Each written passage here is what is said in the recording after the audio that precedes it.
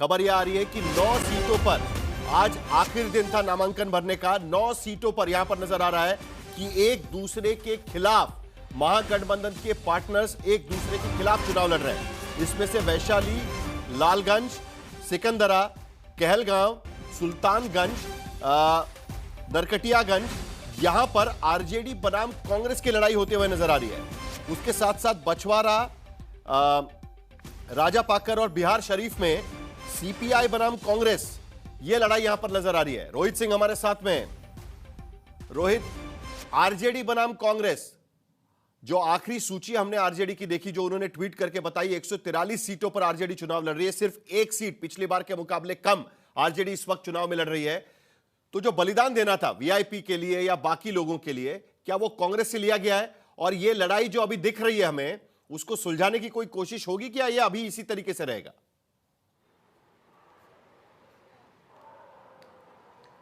बिल्कुल, बलिदान तो कांग्रेस ने दिया ही है, कम से कम 9 सीटों का। 70 सीट पिछले बार लड़े थे वो 20 में, लेकिन इस बार 61 सीट पर वो चुनाव लड़ रहे हैं। तो कहीं ना कहीं सीटों में जो कमी की गई है वो कांग्रेस की गई है।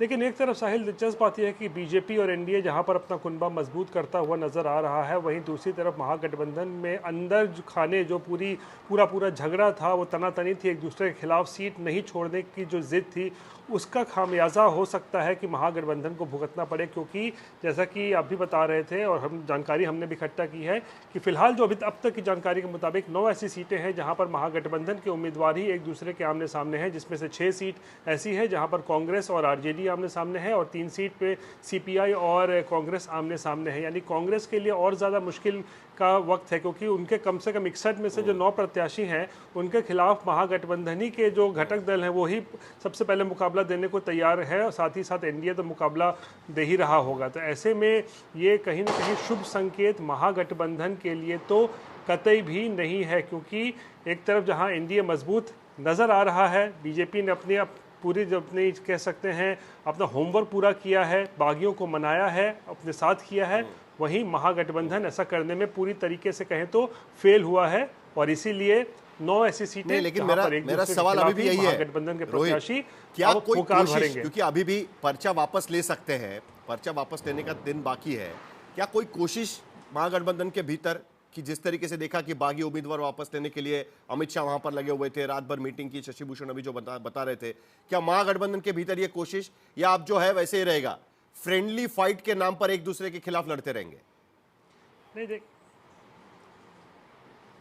देखिए, मुझे नहीं लगता कि अब नाम वापस लिया जाएगा, क्योंकि जो भी 9 सीटें हैं जहां मुकाबला हो रहा है, वो सब डिक्लेयर्ड सीटें हैं। ऐसा नहीं है कि कोई किसी ने निर्दलीय जाके चुनाव पर्चा भर दिया हो या नाराज हो। वहां पर कांग्रेस ने उन प्रत्याशियों का नाम डिक्लेयर किया हुआ है, लिस्ट में है। आरजेडी ने भी जो प्रत्याशी खड़ा किया है कांग्रेस के खिलाफ, वो उनके लिस्ट में नाम है। तो अब लिस्ट से नाम कटेगा नहीं कटेगा, ये तो भाई अभी बहुत बड़ी बात है कि अगर आरजेडी अपना लिस्ट जारी करने के बाद कल को वो नाम काट दे, ये संभव मुझे नजर नहीं आ रहा है। कांग्रेस भी लिस्ट में जिसका नाम है उसका नाम काट दे अब अगले 1-2 दिन में, मुझे संभव ऐसा होता हुआ नजर नहीं आ रहा है। चलिए, इसीलिए ये बहुत मुश्किल है कि आपको इन 6 सीटों पर जाकर बताना पड़ेगा कि आपका उम्मीदवार कांग्रेस से बेहतर है।